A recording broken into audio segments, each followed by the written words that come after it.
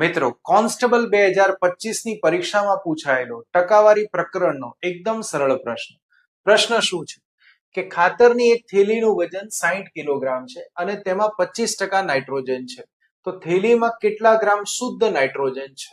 હવે પ્રશ્નની અંદર થેલીનું વજન આપ્યું છે 60 કિલોગ્રામ, આ થેલીમાં 25% નાઇટ્રોજન છે, તો આપણે 60 ના 25% શોધીશું. તો 25 4 100 અને 15 4 60, એટલે આપણો જવાબ આવે 15 કિલોગ્રામ.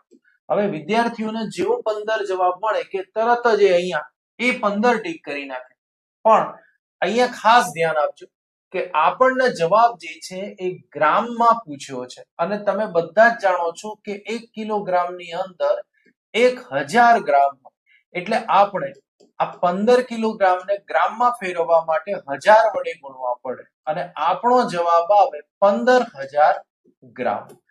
તો જવાબ બી 15000 આપેલો છે.